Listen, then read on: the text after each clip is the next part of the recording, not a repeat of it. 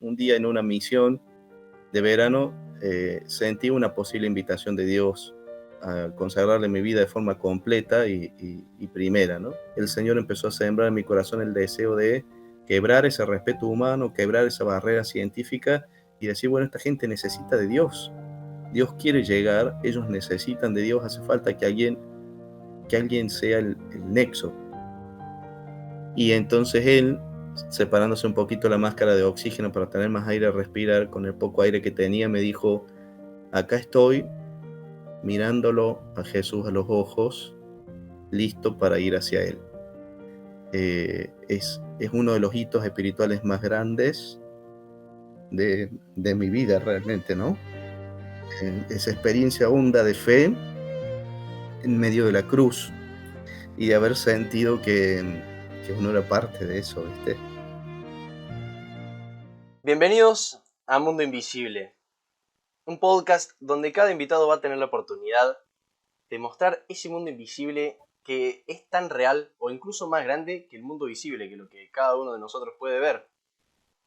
En esta ocasión tenemos al doctor Gonzalo Rodríguez, autor del libro Medicina con Fe. Ha trabajado en el Vaticano y sigue trabajando de hecho en el Vaticano y bueno, y demás cosas en su gran carrera. ¿Cómo andás, Gonzalo? Hola Juan, ¿cómo estás? Bueno, una alegría grande poder acompañarlos en este encuentro y poder compartir lo que uno vive en la diaria, ¿no? Que a veces pensaba recién mientras oía tu introducción, uno suele pensar que el mundo invisible es algo lejano y que está como por allá metido en la teoría de alguna biblioteca y sin embargo está acá en medio nuestro, ¿no? Tal Bueno, cual. compartir esa experiencia me alegra el corazón y le agradezco porque al decir San Pablo no puede callar lo que ha visto y oído, ¿viste? Así que, bueno, gracias por la oportunidad también de compartir. Sin duda, no, y gracias a vos por aceptar esta oportunidad. La verdad que, como te decía en la previa, es una entrevista que me interesaba mucho hacer, porque, bueno, te había escuchado alguna vez hablar y, bueno, me pareció interesante. Y ya cuando hice este podcast dije, che, podría traerlo, digamos, es una buena oportunidad.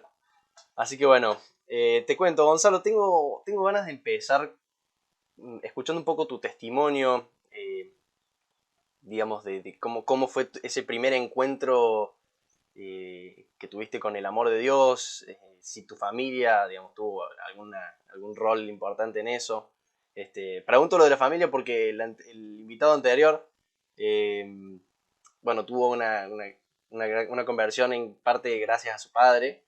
Entonces, bueno, quizás pasó algo similar en tu caso, quizás no. Quizás fue por tu propia convicción. Bueno, en mi caso, mi familia no cumplió, la verdad, un rol demasiado sustancial en eso.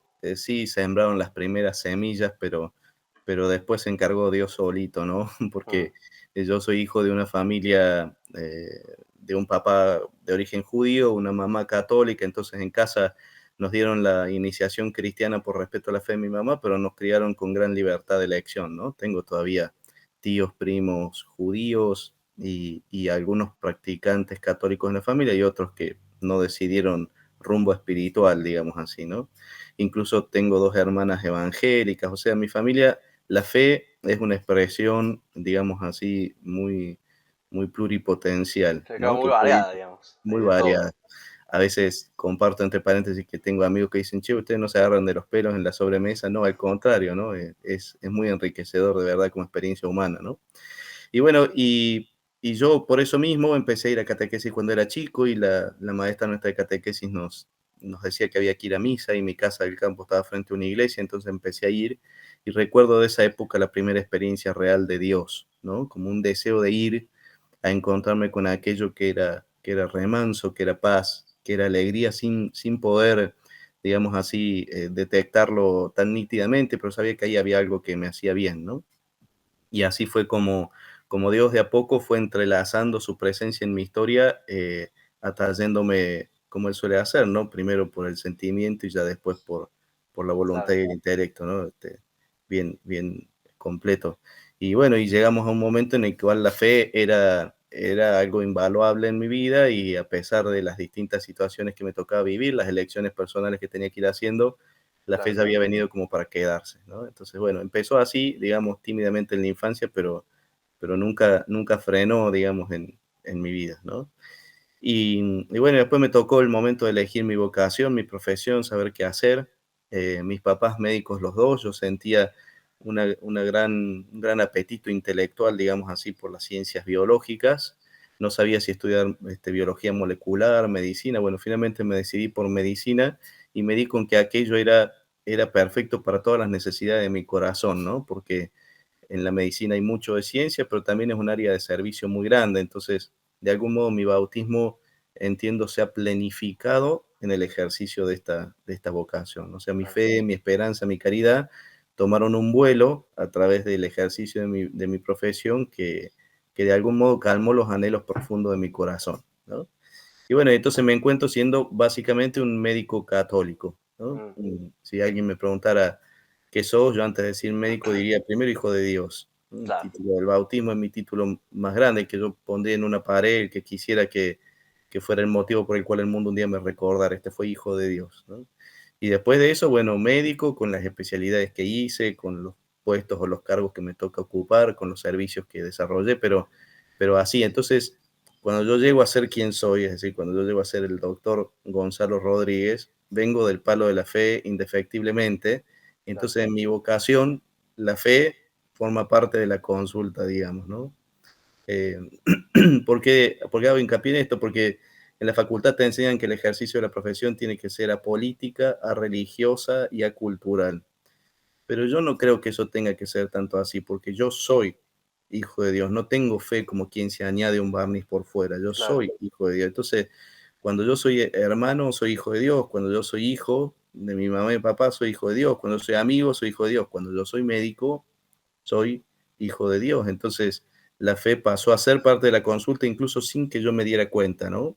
Y allí empezó esta vivencia del mundo invisible en lo que me toca hacer como una consecuencia natural de vivir la medicina, dos caras de una misma moneda, ¿no? Cuando yo hablo de esto, mucha gente me dice, qué raro, porque fe y ciencia, fe y razón, que están tan enemistadas tradicionalmente. Bueno, depende qué río de tinta se lea, ¿no? Basta claro, leer a San Agustín o a Tomás, incluso al mismo John Henry Newman, para darse cuenta de que esto sería una gran falacia, ¿no? No quiero irme por las ramas, pero en el libro Idea of University, Newman habla muy bien de lo que implica la organización completa del entendimiento, el enlargement of mind y todo lo que tiene que ver con una formación global, ¿no? Yo me di cuenta que la mano iba para aquel lado y decidí no evitarlo, es decir, hice una claro, opción por dejar que mi fe fluya a través del guardapolvo blanco y hoy tal soy cual, esta especie de monstruito para algunos, de hijo de Dios para otros, que es un médico con fe, ¿no? Y de allá no claro, hay vuelta sin atrás, duda, digamos. sin duda, al final, bueno, al final, un poco como vos decís, el bautismo es ese título más importante que tenemos, que es, bueno, básicamente el que nos pone el título de hijos de Dios. Eh, y bueno, y al final esa es la realidad, nuestra identidad más profunda es que somos hijos de Dios, entonces estamos llamados a vivir en una unidad de vida, digamos, a ser la misma persona en todos los ámbitos de nuestra vida, evidentemente con matices, digamos, de trato y de distintas cosas, porque, digamos, uno no puede hacer quizás o hablar de lo mismo con una persona que con otra persona que nada que ver, pero sí ser la misma persona, la misma esencia, no tener miedo ni, digamos, ni dudas de que somos hijos de Dios, ¿no? Totalmente, con la falencia que implica animarse a vivir la fe, ¿no? Porque, a Claro, ver, tal yo cual. no me considero un ángel, ni mucho menos, yo Sí, sigo sí, gastando la suela de los zapatos, no es que levito, ni tengo visiones, no, soy un ser humano común y corriente, hijo de vecino, criado en un barrio. Así que hago mi mejor esfuerzo, claro, que por momentos sale bien y por momentos no, gracias a Dios el Señor ha dejado el sacramento de la confesión, la posibilidad de pedir perdón, la posibilidad de crecer también en la vida interior y de fe, porque hay veces que soy la Madre Teresa de Calcuta y hay veces que soy Bin Laden directamente, ¿no? claro, Pero, son dos matices, dos diferencias, digamos. pero me gusta pensar que estoy como en producción, digamos, Claro, ¿no? Que el día que Dios me llame, que será cuando Él decida, bendito sea, me va a encontrar intentando ser mejor que ayer en mi fe, eso de cajón, ¿no? Y bueno, uno sabe dónde aprieta el zapato, ¿no? Desde la dirección espiritual, desde la confesión frecuente, claro. ya sabe dónde, yo no soy original ni para pecar, la verdad, así que mis defectos principales los conozco y los intento gobernar y manejar. Y bueno, y digamos, en esa sencillez y humildad de corazón, Dios me ha recibido como hijo, Él se mantiene fiel, su gracia no me basta, o sea, no me deja de venir y Claro, eso me basta. Y entonces, bueno, con la ayuda de Él vamos caminando, pero digo, ejercer la fe dentro de una vocación, animarse, tomar la opción definitiva por ser un hijo de Dios, siglo XXI, en República Argentina, Córdoba ciudad, es ser un corzo en contramano, remar en dulce de leche, correr para atrás con ojotas, barrer tergopol, algo complejo y difícil, pero que aún así siento que vale la pena. Y hay otros muchos que esperan mucho tiempo en la sala de espera para ser atendidos por mí. Yo les he dicho, ¿por qué no van a otro lugar? ¿Por qué no buscan? No, vienen a buscar también esa experiencia de cielo de Dios que se entreteje a través del estetoscopio, ¿no?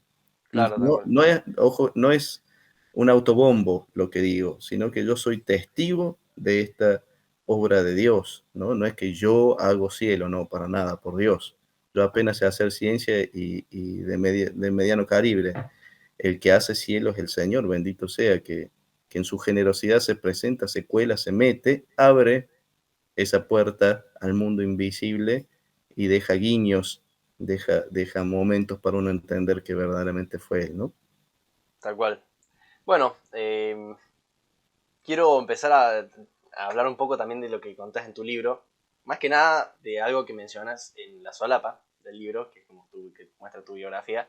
Que ahí contás que estuviste 9 años o 10 años en el seminario. Y creo que a la Sí. vez también estabas estudiando medicina. ¿Cómo fue esa experiencia? Bueno, como yo desde chico siempre para mí Dios fue algo muy importante y la opción por la fe era algo ya tomado. Si bien yo quería ser médico, ya estaba en quinto año de medicina, me iba muy bien en mi carrera, un día en una misión de verano sentí una posible invitación de Dios a consagrarle mi vida de forma completa y primera, ¿no? Y bueno, y pasó que discerní con la ayuda de un sacerdote, me di cuenta que Dios sí me estaba llamando y me animé a entrar a un lugar de formación para ser sacerdote, ¿no? Entonces, bueno, estuve 10 años en ese proceso, conociéndome yo, formándome espiritualmente, haciendo las formaciones intelectuales necesarias en ese camino y con la misma libertad que un día entré, otro día decidí salir porque entendí que em, Dios ya no me pedía eso. Digo, bueno, Claro. mucho se podría hablar respecto de si Dios retiró su apuesta o si yo dejé de ser capaz de percibirla o qué, pero lo cierto es que hice una experiencia fuerte de Dios diciendo, bueno, yo te traje acá para que vivieras estas experiencias, pero ahora te necesito en otro lado, ¿no? Claro. Y verdaderamente yo estoy convencido de que no importa cómo uno quiera servirlo a Dios, sino cómo Dios necesita ser servido. Dios me dijo, vamos al seminario, entré, 10 años. Dios me dijo, estudiemos medicina, estudié. Dios me llega a decir, prepárate que soy el primer hombre que se va a Marte y me prepararé y veré qué tipo de casco tengo que usar. O sea, no me preocupa el modo, sino la intensidad de mi respuesta. Digamos, ¿no? Dios ha sido bueno conmigo y me ha permitido responderle en instancias de mi vida que me hacían mucho bien y que eran posibles, ¿no? Porque digo, Dios me llega a pedir a mí ser modelo de flequillo, se me complicaría muchísimo. O sea, Claro, viste, Dios. dentro de mis posibilidades, el Señor ha sido generoso y me ha permitido planificar junto a Él estrategias de respuestas real, ¿no? Claro. Real. Lo digo esto porque para mí sigue siendo al día de hoy un guiño de discernimiento muy grande, ¿no? Dios no me va a pedir a mí que corra una maratón olímpica Mm, porque no lo puedo hacer, pero sí me puede pedir que atienda con fe y con amor al paciente que tengo enfrente a pesar del cansancio de un día entero de guardia o a pesar de las vicisitudes del sistema de salud o de los problemas personales. Bueno, esté aquí y esté ahora, ahí Dios, ¿no? Y bueno, en ese tamiz de mis opciones, Dios me llevó al seminario, después salí de ahí en una congregación religiosa, salí de ahí y ahora lo sirvo en la medicina, ¿no? tal cual. ¿Te puedo preguntar en qué congregación estabas? En la Sociedad de Vida Apostólica San Juan, Sociedad San Juan, es Ah, un grupo para la nueva evangelización, están en sí, sí, Córdoba, sí. en otros lugares del mundo también, Sí, sí, sí. sí, sí, sí, sí, los conozco, yo he ido un montón ahí a la parroquia. Este, Mira, estoy en el programa Fragüe yo. Ah, mira, bueno, nada, santos varones de Dios, súper recomendable la experiencia de crecer en fe con ellos, es maravilloso. Claro, claro, claro. Eh, y bueno, ¿y cómo? O sea, pregunto porque, eh, digamos, sé que estuviste medio en esa, creo que te recibiste a la vez que estabas estudiando en la carrera, digo, que estabas en el seminario. Eh, Claro, porque Dios me propone, digamos, entregarle mi vida completamente en una vocación consagrada cuando yo ya había terminado de cursar las materias de medicina claro, y me faltaba rendir las últimas materias y hacer la práctica final obligatoria. Entonces, después de discernir, decidí entrar a la Sociedad San Juan y los 2 primeros años, mientras empezaba la formación con ellos, la vida comunitaria, el estudio de la misionología, el arranque, digamos así, de la carrera de filosofía. Mientras tanto, yo terminé medicina, ¿no? Así que me recibí estando ya en la formación hacia el sacerdocio claro, de médico para continuar después con el resto de la formación. tal cual, perfecto. Bueno, quiero preguntarte un poco, lo decís un poco en el prólogo del libro y en un poco en el prefacio, pero ¿qué objetivo, qué expectativas previas también te digo, tenías con escribir este libro? Porque al final, bueno, el libro son como testimonios tuyos escritos mientras estabas trabajando, mientras estabas de guardia. eh, bueno, en los que bueno, vos ves la presencia de Dios en tus pacientes, bueno, en las experiencias, en el sufrimiento de esas personas. Como que un poco pudiste ver lo bueno, digamos, que hay en todo eso, en todo ese dolor que puede haber en los pasillos de un hospital. ¿Qué objetivo, digamos, qué buscabas lograr con este libro? ¿Qué buscabas que la gente reciba, o que el lector reciba, digamos? Este, ¿Qué mensaje quisiste dejar? Mira, ese libro de verdad no fue planeado, fue una consecuencia, ¿no? Fue como lo que se dio naturalmente, porque cuando yo empecé a trabajar en el hospital, automáticamente yo estaba haciendo medicina interna, me mandaron a rotar a la terapia intensiva y me encontré con que aquel lugar era una especie de vidriera del sufrimiento humano, ¿no? Un lugar eh, de área restringida, es decir, donde no cualquiera puede entrar, donde la familia entra un ratito en el día y nada más, y Claro. entonces un cúmulo de sufrimiento impresionante. Y eso convocó a mi corazón de cristiano automáticamente, digamos así, ¿no? De confrontarlo a Dios y decirle, che, ¿cómo puede ser que acá se sufra tanto y tu presencia dónde está? ¿No? O cómo hacer para traer tu presencia acá. Y lo primero que yo empecé a hacer fue hablarle a Dios de mis pacientes, ¿no? Salía de las guardias, salía de la rotación, hecho una flecha a la parroquia de mi barrio, a ir al sagrario, a arrodillarme todavía con el uniforme médico, ¿eh? Así directo, sin escalas, sin pasar por mi casa antes, a decirle, Dios, Jesús, vine a traerte la vida de este paciente, hoy lloró este familiar, hoy yo no supe cómo decir esta noticia, hoy pasó esto otro, ¿no? Como hacer una segunda revista de sala del día, pero frente al sagrario, ¿no? Y eso fue lo primero, y entonces creo que de ahí el Señor empezó a sembrar en mi corazón el deseo de quebrar ese respeto humano, quebrar esa barrera científica y decir, bueno, esta gente necesita de Dios, Dios quiere llegar, ellos necesitan de Dios, hace falta que alguien sea el nexo, ¿no? Digo, ahí no había cruces en la pared, no había nadie, no había una estampita a la vista, un rosario, los curas no solían entrar a dar la unción de los enfermos en la instancia final.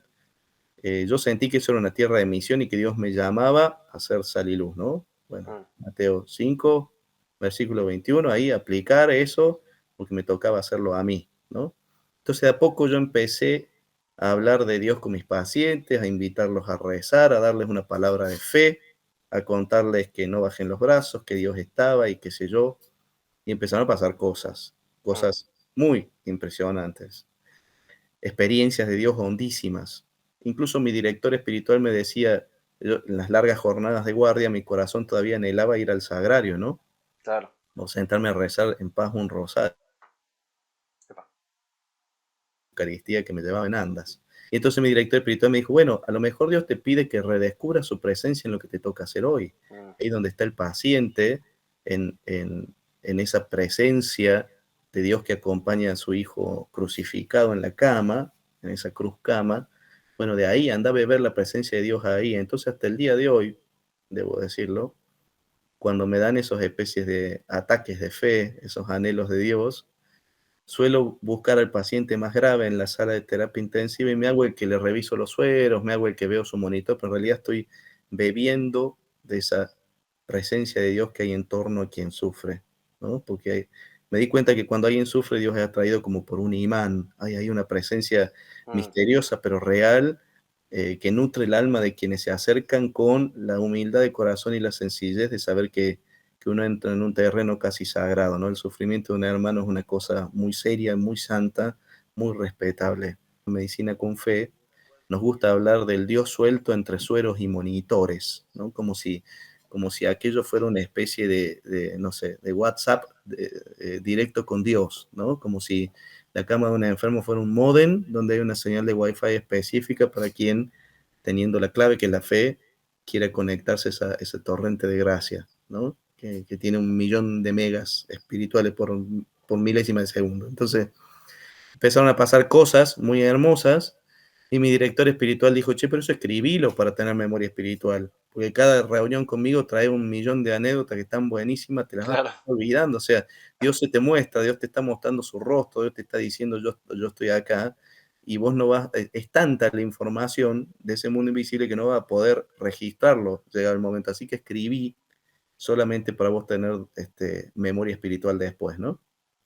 claro, claro. Yo, médico, o sea, no sé, vos dame un bisturí, yo te desarmo una persona en 20 minutos, pero me decía escribir un libro y no tengo idea cómo se hace eso. Claro, tal cual.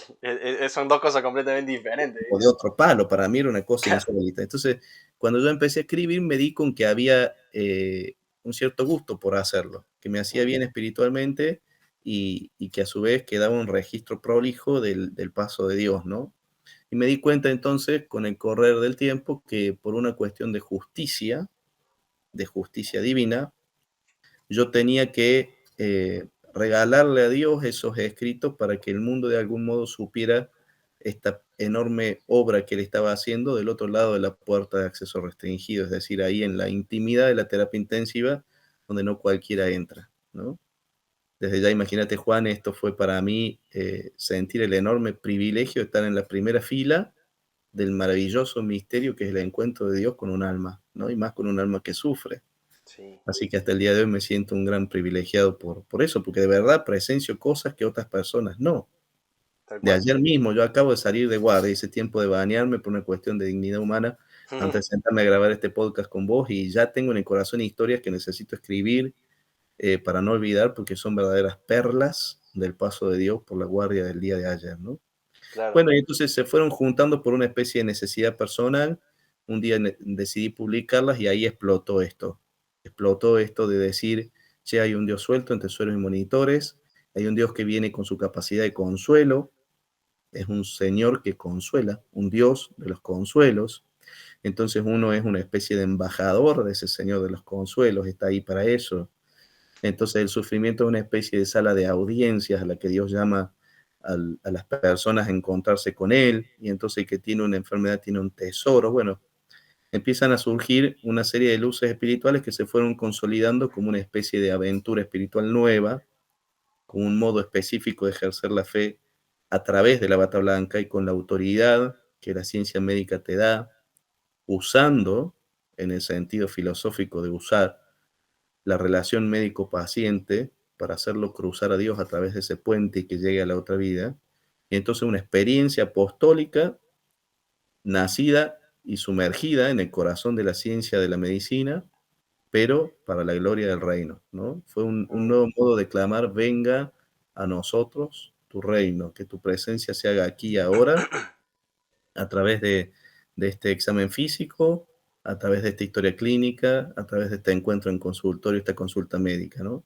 Y mm, entonces surgió esto casi sin pensarlo, que es Medicina con Fe, que es un apostolado que ha crecido muchísimo en todos los continentes del planeta Tierra, sin que a veces la gente me dice, ¿cómo hiciste para llegar a tal lugar? No, yo no hice nada, yo lo que hago es publicar la experiencia y Dios hace lo demás, ¿no? mm, Y lo publico, insisto, por una cuestión de justicia. Dios me ha privilegiado con la posibilidad de ser testigo de esas maravillosas experiencias de fe, bueno, yo simplemente las comparto.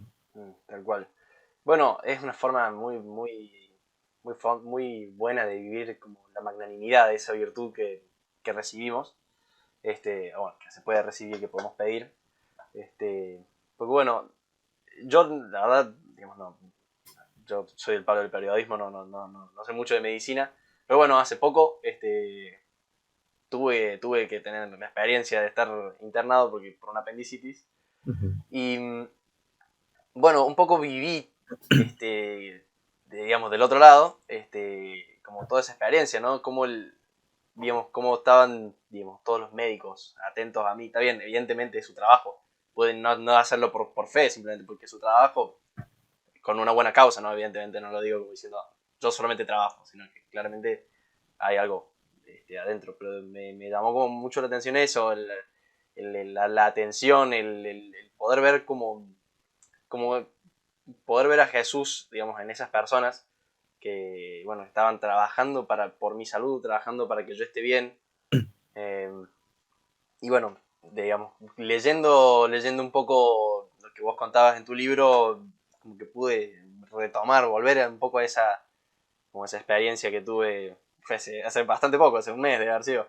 Mira, Este, eh, Como que pude retomar un poco esa experiencia y verlo desde el lado del médico.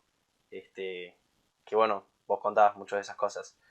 Se me viene a la cabeza uno de los primeros como escritos que hiciste, que hablas de que como que ir con los pacientes fue como en la víspera de los Reyes Magos. Y digamos, ir con los pacientes era como ser ese rey mago, digamos, que iba a visitar y iba a adorar al dios que acababa de nacer. Eh, Como bueno, me sorprendió mucho eso. Eh, y bueno, pienso, antes de avanzar con más cosas, como que me gustaría que cuentes un poco cuál es, de todas las cosas que escribiste en el libro, cuál es como la experiencia o el caso más, como que más te marcó, que no más relevante, sino como sí, como que más te marcó, que más te dejó, si bien todos te dejaron algo, evidentemente por algo están en ese libro. ¿Qué fue eso que dejó marcado, este, digamos, para siempre, digamos? mira, me parece que cada experiencia hecha con un paciente de algún modo te deja algo, ¿no? Insisto en esto de que vengo con el corazón lleno de las experiencias de ayer, que fueron hermosísimas, pero si querés hay una experiencia que fue como la experiencia confirmatoria más profunda, ¿no? Como la que más exhortativamente Dios me permitió vivir, como diciéndome: "Che, ¿viste qué es esto? ¿Viste Mm, que va por acá?". Eh, es medio largo el cuento, pero te lo voy a intentar resumir. Yo, en el hospital había un médico pediatra, Oscar, que a veces uno lo cruzaba en el pasillo y él decía: "¿Qué tal?". O le decías: "Hola, ¿qué tal?". Y él decía: "Hola", nada más, ¿no? Como muy de pocas palabras, muy monosilábico. Un hombre norteño, petizo, ¿no? De tez trigueña, de rasgos bien norteños, que se notaba que era una persona así humilde, sencilla, de perfil bajo. Una vez estaba yo de guardia en la terapia intensiva y él se acerca a la terapia, fue la primera vez que hablamos más de una palabra de corrido. Me dice: "Disculpa, doctor, mira, no quiero molestarte, pero te quería consultar porque yo estuve achando una higuera en el fondo de mi casa y me quedó un dolor grande, en la espalda abajo y yo he tomado calmantes y no se me van. No sé", dice, "yo no sabía a quién preguntarle, no sé si vos podés tomar cartas en este asunto". Sí, le digo yo: "Mira, a ver, vení".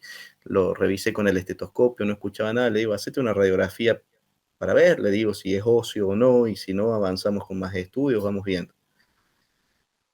Bueno, se hizo una radiografía y ahí había una masa que ocupaba el pulmón, ¿no? Y ese era el dolor que él tenía. Bueno, empezó toda una experiencia de acompañarlo en un largo proceso, eh, para descubrir un diagnóstico oncológico, ¿no? Tenía un cáncer que ya había hecho metástasis en pulmón y la cosa entonces ya estaba crecida de tono. Y yo en esa época no hacía consultorio externo, pero como él me había pedido ayuda, yo le pedí a los secretarios que me abrieran un consultorio de la sala de espera y yo me reunía ahí con él y entonces le pedía sus estudios, le pedía sus cosas, ¿no? Él siempre venía muy reticente a la consulta, entre asustado y no querer molestar atropellado por esa situación, entonces las consultas siempre eran muy técnicas. Él traía el laboratorio que le pedí, bueno, ahora espera un mes más con este tratamiento, después nos vemos, bueno, sí, chao, al mes siguiente, doctor, traje lo suyo, así, ¿no? Muy medido. mm, Y un día me animé y crucé la línea, porque yo ya había hablado con Dios de él. Entonces, cruzando esa línea, digo, del respeto humano, él hace la demanda de levantarse del escritorio y yo cruzo la mano, lo agarro del antebrazo y le digo, espera un segundito, te robo un segundito más.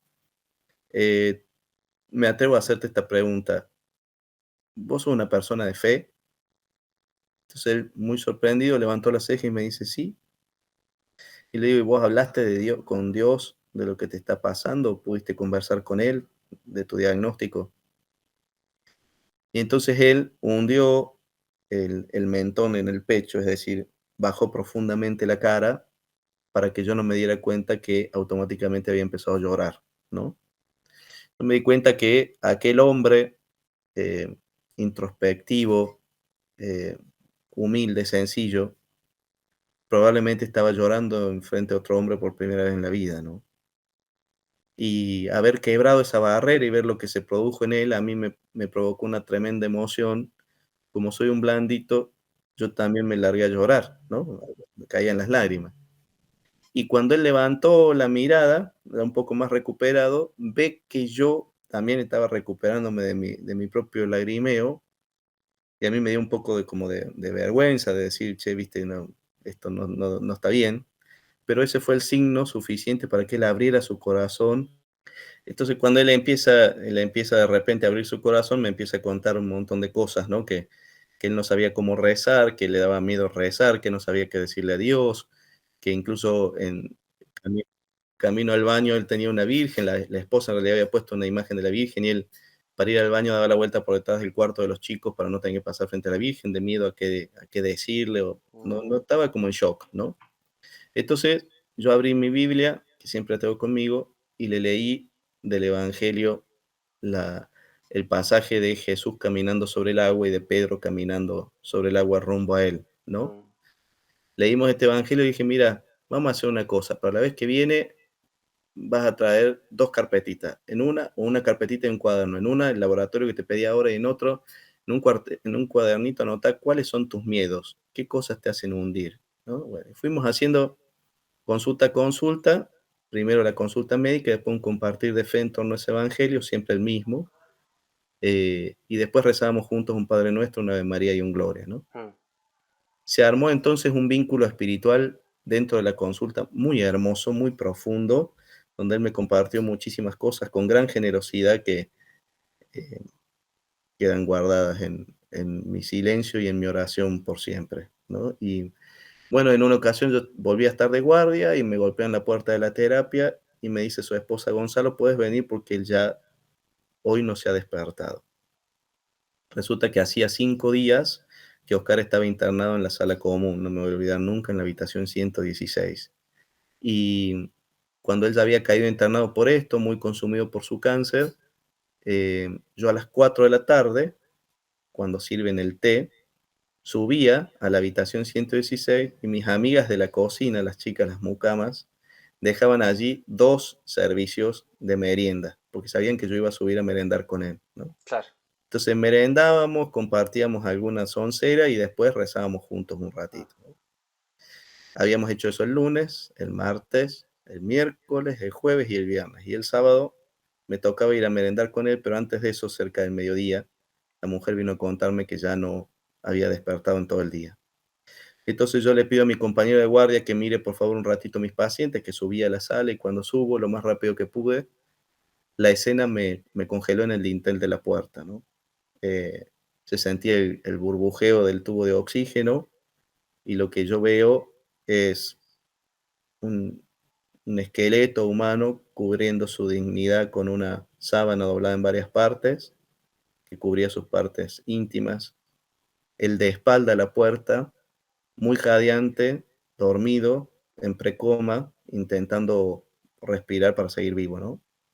Cuando yo vi esa experiencia, me salió así como un sonido gutural, ¿viste? Como no sí. sé, una impresión. Entonces su mujer se da cuenta que yo estaba y me dice: "Sí, hoy ya no se despertó en todo el día".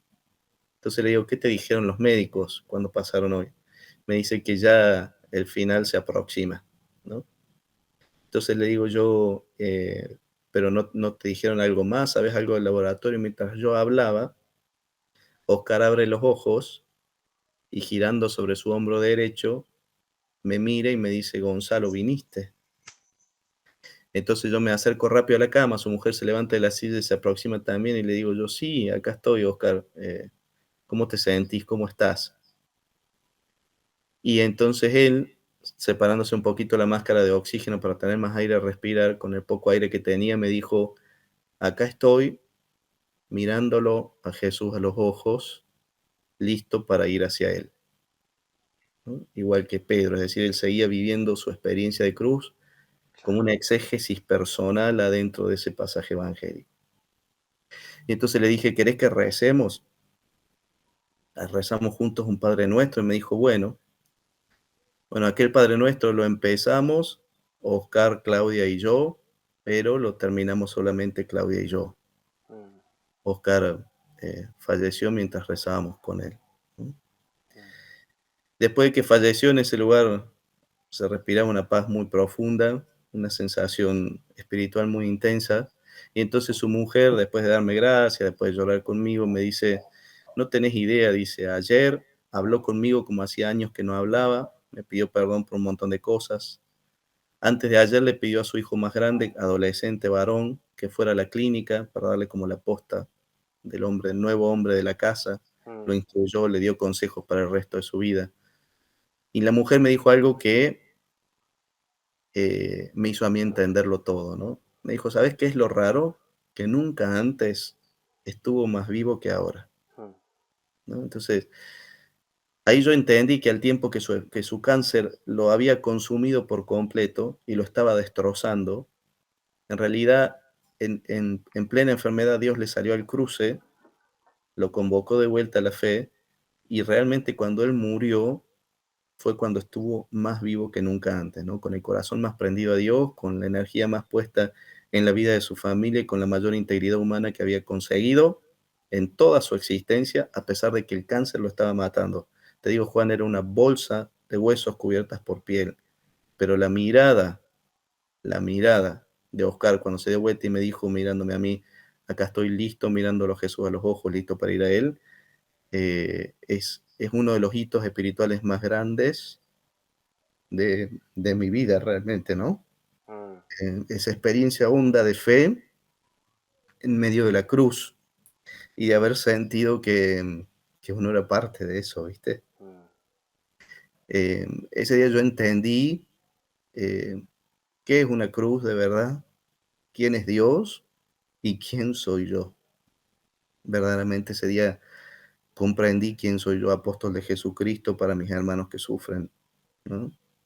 En el Evangelio dice el Señor que había un ciego tirado al costado del camino que se llamaba Bartimeo, que era hijo por lo tanto de Timeo, que estaba ciego, que estaba al costado del camino. Y cuando Jesús, el Hijo de Dios, la promesa del reino, la segunda persona de la Trinidad pasa por allí, dice, llámenlo. Y acto seguido la palabra dice, alguien se acercó y le dijo, ánimo, levántate que Él te llama. De Bartimeo sabemos un montón de cosas. De Jesús sabemos una banda de cosas. sí. Pero de ese X que se acercó e hizo la conexión, no sabemos nadie. Ese nombre no debe figurar en ningún lado. Bueno, ese día sentí que mi vida es ese versículo, ser ese X que no figure en ningún lado, porque mi deseo es no figurar nunca en ningún lado, pero el motivo por el cual esa conexión existe, ¿no? Ese Impresionante. hombre luchando por respirar, pero con el corazón pleno de Dios, me enseñó que verdaderamente vale la pena aprovechar esa instancia que es la relación médico-paciente para que Dios se manifieste, porque hay un mundo invisible entero luchando por entrar, clamando por nuestros propios sufrimientos. Dios tiene planes en nuestras cruces. ¿Oís lo que te digo? Dios tiene planes en nuestras cruces. No le da lo mismo que suframos con o sin Él. Y esto lo sabemos incluso por fe, ¿no? Pablo dice en Colosenses 1:24, yo completo en mi propia carne lo que falta al padecimiento de Cristo Jesús para el bien de su cuerpo, que es la iglesia. ¿Cómo Pablo va a completar la pasión de Jesús? ¿En qué sentido? Si la pasión de Jesús fue entera y buena y santa y completa de una vez y para siempre. Pero por un misterio de la economía y la salvación, Dios nos permite unir nuestras propias pasiones a la suya, no porque Él lo necesite, sino porque nosotros lo necesitamos, para darle ese eco de eternidad que por sí misma la pasión propia, el sufrimiento propio no puede tener, pero en Cristo Jesús sí. Bueno, esto yo lo he leído en libros, lo he estudiado, lo he visto en antropología, pero cuando se hace carne en la vida de un paciente, en el seno de una familia, entonces yo siento que verdaderamente el reino de Dios está aquí, entre los vivos y que es real, porque eso la medicina no lo puede hacer, el amor de la familia no lo puede dar, es puro y exclusivo de la enorme misericordia de Dios derramada en este aquí y en este ahora, que es la cruz de un alguien que está enfrente, ¿no? Impresionante. Lo decía también en la entrevista pasada con Joaco,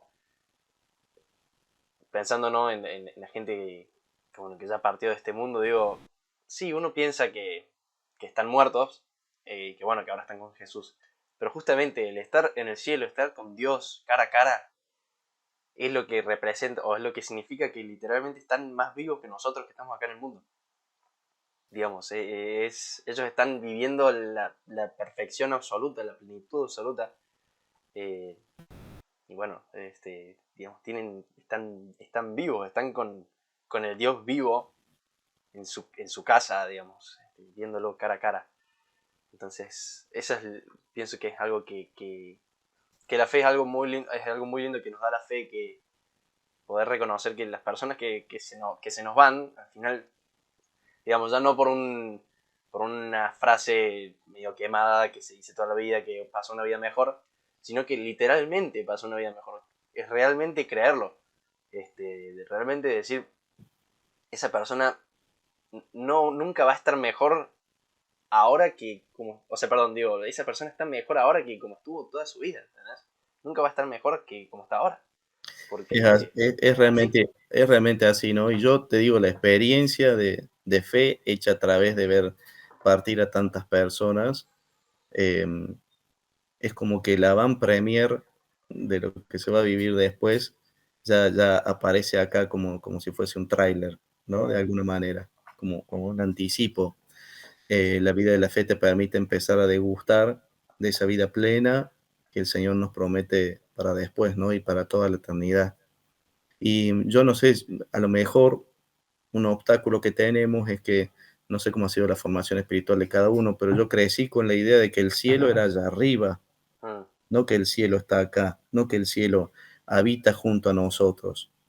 A veces, el mundo digo, invisible, el mundo invisible, ¿no? A veces uno tiene que hacer la experiencia de entender que los santos están acá, claro. que mi madre fallecida está acá, que mis pacientes que se fueron al cielo están acá. No es un lugar aparte donde un día voy a ir como al modo humano de hacer un viaje. Ellos están acá y esa iglesia triunfante, incluso la misma iglesia purgante, Mm, nosotros somos la iglesia militante, ¿no? Los que estamos en pie sí, en este mundo. La iglesia triunfante y la iglesia purgante coexisten junto a nosotros porque somos una sola iglesia y por lo tanto tienen parte en nuestra vida, ¿no? Uno le pide intercesión a un santo y el santo de verdad obra pidiéndole a Dios el favor, no porque Dios necesite un secretario de por medio, sino porque, insisto, en la misericordia que nos tiene, distribuyó la economía de la salvación dándonos parte, ¿no? Ese es el exacto. sentido por el cual uno le pide intercesión a un santo. Va, así me lo enseñaron, espero no estar diciendo ninguna herejía, pero creo No, no, realmente no. así. Digo, Esperemos, esperemos. uno le dice, no Eh, sé, pero yo sí, sí. de santos que son amigos, incluso santos en cuyas causas he participado como médico perito en el Vaticano, los llevo conmigo, tengo sus reliquias y se van de guardia conmigo. Yo Claro. recién vuelvo de guardia con el padre Pío de Pietralcina y el doctor José Gregorio Hernández Cisneros. Los he Mm, llevado, che, a ver, estén conmigo en esta guardia, ¿no? tal cual. Estén realmente acá. Bueno, esa experiencia de que lo invisible toca nuestro mundo y que por momentos hay como flashbacks o como hitos más nítidos para que uno no se olvide de qué es este mundo invisible, que va a decir Newman, ¿no? Es más real que este mundo porque en aquel habita Dios mismo. Claro, O sea que aquel es el verdadero mundo porque está planificado en la presencia de Dios. Pero tal bueno, cual. este que nosotros llamamos mundo invisible que está acá, te digo la experiencia, yo te conté una historia, te podría contar las que voy a Sí, publicar de sí, la guardia de ayer y miles, hay porque millones. o sea, estoy convencido de eso. Sin duda, sin duda. Hay millones. Tenés un libro entero contando todas estas experiencias, así que De hecho, evidentemente queda la invitación para el oyente a leer el libro, que, bueno, tiene muchísimas voy a de buscar estas experiencias. En Instagram, Medicina con Fe, la página de Medicina con También, Fe, millones de historias. Busquen eso y si les gusta y tienen ganas de más, entonces compren el libro. No lo compren de entrada porque a lo mejor se meten un perno que después sirva para sostener la mesa, la pata de la mesa, nada más. tal cual. Lean en internet y si les gusta, vayan por más. Bueno, recién contabas que era al bloque al que íbamos, que eras perito médico en el Vaticano. Digamos, ciertamente fue gracias a la obra que hiciste con tu libro, que por hecho, lo tengo acá, de hecho. Mira, qué bien. Quería mostrarlo nomás, igual me lo prestaron, no es mío, no lo compré, pero bueno. Pero léelo, aunque sea prestado. Sí, lo estuve leyendo, y por eso te fui tirando un par de anécdotas que contaste ahí. Pero bueno, justamente lo que lograste con el libro, digamos, el hecho de que, bueno, como que un poco logró algo que quizá no te esperabas tanto, que fuese que mucha gente lo lea. eh, bueno, terminó llegando al Vaticano, ciertamente, y ahora, digamos, trabajás ahí digamos, junto a una comisión de personas en las causas de los santos, ¿o no? Sí, concretamente me convocó una postuladora del Vaticano. O sea, cuando una persona tiene causa para ver si es santo, tiene que pasar por varias etapas, ¿no? Mm, sí, Siervo de Dios, venerable, beato, y después ser canonizado para ser santo. Y entonces se hace una especie de juicio dentro de la iglesia y lo llevan adelante abogados que han estudiado derecho canónico, que es como las leyes de la iglesia, las normas y sí. leyes jurídicas de la iglesia. Entonces, se comunicó conmigo una abogada especialista en derecho canónico que es postuladora de causa de santo, es decir, la abogada de parte que lleva adelante los juicios por estas causas. Ujú. Me dijo, supe de un libro que usted escribió, que es católico y es médico, quiere colaborar con las causas de los santos. Yo dije, sí, me encantaría, pero ¿qué puedo hacer por esto? Entonces ahí me contaron que, claro, para que una persona sea declarada beata, hay que demostrar que hay un milagro realizado por su intercesión. Y para que una persona sea declarada santa, hay que demostrar que siendo ya beata, hizo un segundo milagro por su intercesión, Claro, ¿no? Entonces hay curaciones milagrosas o situaciones resueltas de modo milagroso, a veces del orden de la ingeniería o del orden de la arquitectura o del orden de las máquinas de campo, etcétera. claro, Pero hay situaciones resueltas de modo milagroso o de modo inesperado para la evolución natural de una situación así. Y por lo tanto, cuando se tratan de salud, tienen que intervenir médicos, ¿no? Entonces me ofrecieron participar en las causas de los santos en distintas, ¿cómo decir? En distintas posiciones dentro de la cancha, digamos así, ¿no? Una cosa es ser perito ad inspeccionem, que hice varias peritajes ad inspeccionem, que es cuando la causa ya está hecha, ya está todo armado, pero hace falta un médico de afuera que venga, revise a ese paciente, tú, salga y dé su opinión científica y nada más. claro. Otra manera sería ser el médico consultor de una causa, que no es el médico propiamente de la causa, sino que el abogado te dice, che, ¿qué opinas de esto? Como uno ser el experto médico que le da letra al abogado, ¿no? Y otra forma es ser el médico coordinador o el médico perito oficial, ¿no? En este momento, para algunas causas instituidas, fui nombrado perito médico oficial y entonces todo el desempeño científico médico de esa causa está bajo mi mando, ¿no? Claro. Hace poco el Papa Francisco canonizó a algunas personas. Digo el Papa Francisco porque el edicto fue firmado por él, aunque la Claro, misa de canonización fue llevada a cabo por León XIV, ¿no? por León XIV, sí.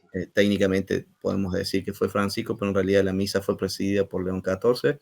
Y bueno, y tuve ocasión de ir al Vaticano porque dos de esas causas eran causas en las que yo tuve que ver, ¿no? Amigos míos del cielo, en los cuales mi participación, en cierto sentido, colaboró con esas canonizaciones, ¿no? ¿Se Ya, puede saber quiénes fueron? el doctor José Gregorio Hernández Cisneros, Mm, médico venezolano, primer santo venezolano de Venezuela, y la Santa Madre Carmen Rendiles, venezolana, primera santa venezolana, a claro, razón de que la arquidiócesis de Caracas, Venezuela, a través del cardenal emérito Baltasar Porras, me nombró perito oficial para la arquidiócesis de Venezuela. Por eso mismo comienzo a trabajar ahora en otra causa venezolana, que es la de la Madre San José, otra, otra santa mujer venezolana, ¿no? Por estar, digo, en las causas de Latinoamérica, participo en causas de Perú, en una causa de Colombia, eh, en una causa de un chileno, pero que se desarrolló acá en Argentina, en algunas causas de Europa también, bueno, por ayudar siempre a esta postuladora, que es la doctora Silvia Correale, que es quien a su vez ha hecho que llegaran a ser santos el cura Brochero y la Mama Antula, ¿no? Los primeros santos argentinos. Es una mujer de mucha fe, muy preparada, que vive en Roma hace 30 años y bueno, colaboro con ella en la medida en que va necesitando, a veces como médico de inspecciones, a veces como experto dando opinión y a veces como coordinador de causa, ¿no? Ahora Claro. para unas causas que están en pie en la Arquidiócesis de Córdoba, fui nombrado perito para una causa, porque se reconstituyó el Tribunal Superior de la Arquidiócesis para desarrollar una causa. Bueno, fue Una la causa primera de alguien de acá de Córdoba, digamos. de Córdoba, sí, y fue la primera vez que me tocó ser el médico dentro del juicio, ¿no? O sea, Mm, tomar los testimonios, interrogar a los testigos, firmar actas, viajar al lugar de los hechos para corroborar el sitio, hablar con la persona que recibe el probable milagro y demás, ¿no? Un proceso arduo, muy grande, del cual después uno tiene que elaborar muchos informes muy sustanciosos y muy minuciosos, pero que no deja de ser una locura. Imagínate, para mí es estar en un cumple. Eso claro. es Disney para mí, porque Sí, sí, sí. soy médico, es lo que sé hacer en la vida, y soy un hijo de Dios, es mi razón fundante, y trabajar para mi madre y la iglesia con lo que yo sé hacer es como, no sé, haberse sacado el gordo de Navidad en la quiniela, y más todavía. Claro, Es tal una cual. experiencia Tal cual. increíble, ¿no? Pero bueno, todo eso que contás a mí bueno, justo ayer les hablaba a algunos amigos míos, y bueno, en realidad es que en toda esta semana, como que contándoles que te iba a entrevistar, les contaba un poco de, bueno, digamos, que tenías un rol en el Vaticano, que trabajabas, bueno, en las causas de canonización, y como que, bueno, mucha gente como que se sorprendía, porque la verdad que nadie realmente sabe cómo es el proceso. Bueno, no sé si nadie, pero no mucha gente sabe realmente cómo es todo el proceso, todo lo que hay que hacer para canonizar a alguien, porque por ahí unas personas dicen, che, canonizan a cualquiera. Y el Y trabajo que conlleva además, te digo, son años y años claro, de inversión económica, de tiempo, de yo en esta misma computadora en la que estamos teniendo ahora esta entrevista para el podcast, son noches enteras en la mm, oscuridad de la cocina de mi casa o cuando ya los pacientes están todos estables en la guardia y descansan, anoche mismo, por ejemplo, claro, bueno, leyendo historias clínicas, atando datos, buscando material bibliográfico para fundamentar. Es un trabajo enorme, mm, faraónico, realmente faraónico, y que se hace así, silenciosamente, bajo el lomo de un montón de gente, bajo la oración de muchísimas personas, porque hay que ser como una especie de Sherlock Holmes de la fe, ¿viste? Hay que entrar con lupa en mano a buscar la gracia y claro, ser, digamos, constatador desde la ciencia que uno tenga de si ahí ha pasado algo inexplicable o no. Digo, a mí me sigue corriendo un frío helado por la espalda cada vez que me tengo que sentar frente a una causa, porque digo, che, Espíritu Santo, conducime para ser imparcial, ¿no? Para no mm, dejarme tentar por, ay, sí, ojalá esto fuera un milagro, y entonces, y para tampoco ser un obtuso, decir, no, acá no, esto no puede, esto seguro que tiene explicación, y entonces que se cuele la gracia, ¿no? claro, tal cual. Sí, sí, o sea, es impresionante, porque, digamos, yo tampoco personalmente sabía mucho, o sea, sabía que había todo un proceso, porque digo, claramente, digamos, uno no se canoniza así porque sí, porque pintó esa, porque el Papa dijo, che, yo quiero que esta persona sea santo o santa, digamos, y no, hay todo un trabajo detrás, eh, bueno, muy fuerte. Bueno, como te digo, yo les comentaba que para canonizar a alguien, muchas veces se necesita esto, un grupo de médicos que pueda comprobar que, digamos, la sanación milagrosa realmente fue un milagro que, digamos, médicamente no se puede explicar. Y bueno, mucha gente decía, ah, mira, como se sorprendía, digo, y sí, si no, digamos, que le atribuyen un milagro porque sí, no, les digo, no tiene mucho sentido. No, no, Eh, es un trabajo arduo. Para la causa del doctor José Gregorio Hernández, por ejemplo, cuando el Supremo Tribunal de la Arquidiócesis de Caracas me nombra como perito, Yo me sumo al grupo de peritos médicos como cuarto perito, donde ya había 2 peritos de Venezuela y una perita venezolana, pero que vive en Estados Unidos, ¿no? Bueno, vos quisieras ver los currículums vitae de esas personas, o sea, Ujú. gente, no sé, de un nivel científico. Yo sentí ahí un pollo mojado, digo, ¿qué tengo que hacer yo ahí? Humilde cordobés metido en el medio de esa gente, popes, jefes de servicios en el Miami Central Hospital y no sé qué más, encargado del doctorado interamericano en insuficiencia, algo así, pero y yo soy, hola, soy médico, vivo en Córdoba, ¿viste? Como metido en un mundo científico de muchísimo vuelo, por pura y exclusiva gracia de Dios, ¿no? Porque, bueno, es así, Dios convoca Claro. y si hay algún médico escuchando este podcast y se quiere sumar al trabajo, por favor, faltan manos, vengan y enganchense. Vamos a ver, seguro alguien se va a postular, ¿eh? Me preguntan a Juan Algún Cruz mi médico número debe de haber. teléfono y me escriben que yo mismo los presento porque ya no dan las manos. Gracias a Dios hay muchas causas, Mm, solamente en el CELAM, es decir, en América Latina más de 1000, más todas las causas europeas. Dios hace muchísimas gracias y reabre. Tengo la experiencia, por ejemplo, de una comunidad X que me dijeran, bueno, doctor, me dijeron que usted va a revisar las historias clínicas y ahí están. Yo dije, ¿dónde? ¿Arriba de ese mueble? No, no, adentro de ese mueble. Eran 92 historias clínicas de probables gracias que Dios ha dado a través de la intercesión de esta monjita, ¿no? Entonces tener que sentarse una por una y decidir, bueno, no, esto no va, esto sí, hacer una preselección, separar, después de esa ver cuál tiene más inexplicabilidad, jugársela, hacerla progresar, activar claro, el juicio eclesiástico, activar a los, viste, es toda una movida de ir abriendo puertas y puertas y puertas y que de repente un día te encontrás sentado en el Vaticano porque está por empezar una misa en la cual el sucesor de Pedro va a decir de forma universal, esta persona es santa, es decir, hemos descubierto que hizo un milagro por su intercesión y por lo tanto ese es el sello de oro para decir, habita en el cielo, ergo, es decir, es es santa. santo. Nada Claro. más que eso, digo, mi mamá, que en paz descanse, una mujer de muchísima fe, una mujer con sus defectos como todo el mundo, pero que se cansó de hacer bien en este mundo, yo tengo la certeza espiritual de que ella está en el cielo. Mi mamá es santa en ese Mm, sentido, ¿no? No lo digo yo porque sea el hijo, cualquier persona que haya conocido a la doctora Viviana García le puede preguntar. claro. Entonces, digo, a veces la iglesia de ciertas personas remarca su santidad, es decir, su vivir en el cielo, para ponerlos como testimonio y ejemplo y por eso los veneramos sobre los altares. Pero ¿cuántos otros santos de la puerta de al lado, como dicen por ahí, hay? ¿No? Es decir, propios familiares, propios pacientes, en mi caso, que tengo la certeza que murieron en santidad y que por lo tanto viven en el cielo. Y no es para un día tener una imagen de yeso de mi mamá o tener una Claro. estampita de Santa Vivi García. Es simplemente para tener la convicción, che, si uno hace las cosas más o menos bien, si uno busca a Dios, si uno glorifica su nombre, un día habitas en el cielo y habitas de forma plena en el inmenso amor de Dios y en su gloria, ¿no? A algunos la iglesia nos dice, che, miren este, seguro que Claro. sí, miren cómo hizo él, porque son caminos, son lumbreras, son ejemplos. Yo he tenido la oportunidad de subir varias veces al Champaquí y cuando vos vas subiendo, otros que ya hicieron ese camino van dejando montículos de piedra que se llaman mojones, ¿viste? Para Sí. ayudarte a vos que no has ido nunca, anda por acá, y de repente vos te encontrás, se abren dos, tres caminos, decís, ¿por dónde será? Ah, veo un mojón allá a lo lejos en aquel, entonces por allá. Te van guiando quienes ya pudieron llegar. Bueno, los santos son esos en la vida de la fe, ¿no? Mm, Algunos que ya han llegado, entonces con su vida se transforman en ejemplos que guían para conducirnos hacia allá. Gracias a Dios hay santos médicos, santos abogados, hay santas prostitutas, hay santos cibernéticos, ahora con Carlo Acuti, sí. hay santos que han sido policías, santos que han sido políticos, gobernadores, santos que han sido amas de casa, Mm, santos que no sabían ni leer ni escribir, pero barrían para la gloria de Dios, como San Martín de Porres.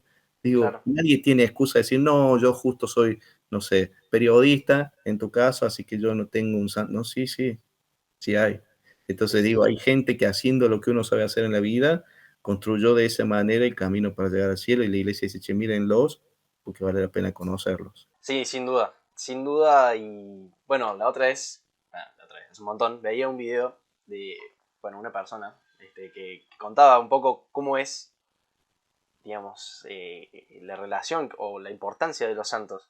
Como que uno decía, ¿por qué son importantes los santos? Dicen. Porque, por ejemplo, vos podés llegar a Dios sin los santos, sí, te va a costar muchísimo. Es como si a vos te ponen en una ciudad sin carteles, digamos, que te muestren el nombre de las calles. Te ponen en una ciudad y vos tenés que ir digamos, al punto donde está Dios, digamos, al punto donde querés ir y no tenés ningún nombre de las calles ni nada. Y bueno, vas a estar un rato largo buscando. Vas a estar mucho tiempo caminando, no vas a saber dónde vas a estar, te vas a perder, vas a caminar en círculos y quizás en algún momento llegas o quizás no. Quizás te perdés por siempre, digamos.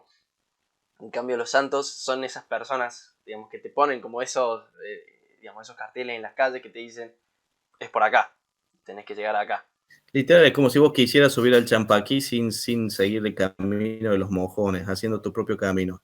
Y en Claro, una de esas tenés éxito y llegas, pero digo, hay barrancos en el medio enormes, hay lugares donde la niebla se consolida más densamente y es difícil avanzar, hay ríos incruzables, hay un montón de situaciones en las que te pones al vicio, porque hay un modo de ir más fácil, ¿no? Y te claro. digo más, la primera vez que yo subí el Champaquí, tomando esta analogía, yo llegaba después de 5 días de caminata, porque íbamos parando en distintos lugares con la mochila, con lo que quedaba de comida, extenuado más no poder, a punto de llegar a la cima. Y en eso siento atrás mío, ¡ruf! Me doy vuelta y venía una mujer impecable, con un equipito de gimnasia de unos 70 años, con un perrito en la mano, caminando por llegar a la cima. Y a mí me dio una especie de ataque. Y le digo al coordinador de la excursión, ¿y esto qué es? O sea, ¿de dónde salió este ser? ¿Quién es? ¿De dónde salió? Me dice, no, se acaba de bajar en el auto aquel y me muestran que más allá había un auto. Dice, porque hay gente que sube por el camino de autos Claro. para llegar a la cima y nada más. Bueno, hay caminos de mojones, los santos, pero también hay un camino que va derecho a la cima, ¿no?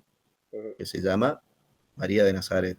Entre los santos, la más santa de todas. O sea que la experiencia espiritual de tener a la Virgen como compañera de camino, tener a los santos como compañero de camino, te asegura el éxito de la meta que es Jesús, Mm, ¿no?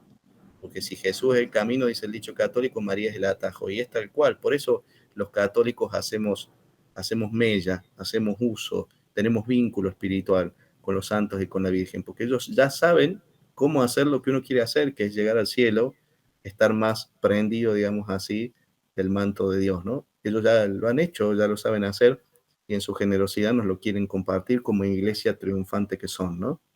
tal cual, tal cual. Sí, sí, es impresionante también, bueno, que también lo hablaba con Juaco en su momento, el anterior entrevistado, lo de que hay una cantidad de santos en el cielo impresionante, una cantidad de santos que no, digamos, no se conocen, digamos, no se saben, no son San Francisco de Asís, no son San Juan, pero son santos igual, son personas que habitan en el cielo, que están en la gloria de Dios, eh, y bueno, simplemente no se los conoce, pero digamos, es impresionante saber que digamos, nosotros podemos ser esas personas, ¿no? Y ya después recibir como bueno, ese título de santo por parte de la iglesia es, bueno, sin duda que debe ser un mimo al alma, digamos, pero bueno, como que no es el objetivo 100%, ¿no? Está No, buenísimo pero de poder serlo. hecho, digo, no sé vos, pero yo definitivamente quiero ir al cielo. Me imagino que Sí, vos sin también, duda, digo. sin duda. O sea, yo quiero que cuando Dios haga el balance de haber y de ver al final de mi historia, cuando me llame para entregar el cuero, diga, che, te den ganancias, así que vení, subí para este lado, ¿no? Mm, Porque dice la palabra de Dios que un día todos vamos a vivir nuestro juicio particular, en el cual Dios va a decidir cuál es el lugar que nos corresponde habitar para toda la eternidad, ¿no? Porque claro. Dios es bueno, pero es justo, es manso, no es menso. Ujú, Entonces, cada uno con lo que haya hecho tendrá que decidir, ¿no? Por eso tal hay, cual. digo, si uno tuviera ciertas cosas que no quiere que sean leídas, hay gente que se dedica a arrancar esas hojas del libro que mejor no tener, porque restan, y esa gente se llaman sacerdotes y las arrancan con la tijera del sacramento de la confesión, ¿no? Cuando se confiesa, de algún modo nuestro vínculo con Dios se reorganiza por medio de la gracia, ¿no? Mm, Y por eso vale la pena la confesión frecuente y tener la vida espiritualmente prolija, ¿no? Ahora sin nos duda. anticipamos al 8 de diciembre, que es una fiesta de muchísima gracia. Nos anticipamos a la Navidad, que es una solemnidad de muchísima gracia. Bueno, qué lindo poder llegar a esas fiestas bien preparados espiritualmente, confesados, a cara bien lavada, con un buen baño espiritual pegado en la confesión, para poder decirle a Dios, che, mira, vengo a que me llenes más de tu gracia, por eso me despojé, para que ocupe espacio para que tu gracia tenga más lugar en mí. Tal cual. Pero bueno, Gonzalo, no quiero robarte más tiempo porque sé que, bueno, en breve capaz que te tengas que ir, pero quiero que dejes un mensaje, algo como que quieras dejarle al público, bueno, relacionado con todo lo que hemos estado hablando. Mira, yo siempre lo explico así. No tengo la suerte de conocerte, a vos que estás escuchando este podcast.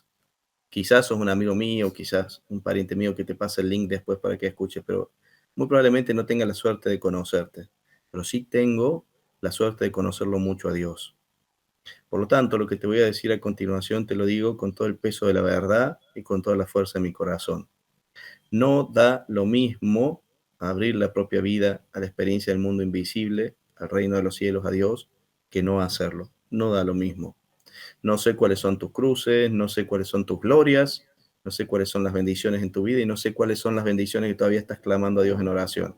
Pero sí sé que cuando Dios está de por medio, la cosa cambia absolutamente, ¿no? Es como una habitación de noche y de día, o con luz apagada y luz encendida. La habitación va a seguir siendo la misma, tu dolor de cadera va a seguir siendo la misma, tu problema familiar va a seguir siendo el mismo, pero enfrente a la luz, aquello cobra otro sentido, ¿no? Ojalá este podcast y tantos otros que grabe Juan Cruz en el futuro sirvan para animarte a eso. Che, y si fuera cierto, y si fuera cierto que el mundo invisible está acá, y si fuera cierto que Dios te anda buscando, y si fuera cierto que Dios quiere gobernar en tu vida y ser Señor de tu existencia acá para después disfrutar con vos de la eternidad de la gloria futura, y si eso fuera cierto, y si te animaras a hacer una oración para decirle a Dios, che, si es de verdad, te presto mi vida, venía a reinar, ¿no? Me corro del volante del conductor para ser solo el acompañante y venía a conducir vos. No sé, yo tengo experiencia de que sí, te invito en nombre de Dios, con la autoridad sacramental del bautismo, que también lo intentes. Muy bueno, muy buen mensaje, muy lindo mensaje, Gonzalo. Muchísimas gracias por esta, bueno, por esta entrevista. Muchísimas gracias por haber aceptado y por haber tomado, bueno, por haberte tomado el tiempo de, bueno, de compartir de todo lo que hemos charlado en este rato, ¿no? No, gracias a vos primero, Juan Cruz, después a toda la gente que pierda tiempo de su valiosa vida escuchando a este loco hablar, que de verdad, como decía, es una alegría compartir y quema el corazón el deseo de hacerlo, ¿no? Si lean 2 o 3 historias de medicina con fe, que alguien que tenga el libro se los preste, no lo compren, pídanlo prestado, léanlo, vean lo que Dios es capaz de hacer y entonces van a entender por qué uno no puede callar lo que ha visto y ha oído hasta hace un ratito nomás, ¿no? Tal cual. Bueno, muchas gracias, Gonzalo, y nos vemos en el próximo programa de Mundo Invisible con más entrevistas y más invitados. Adiós.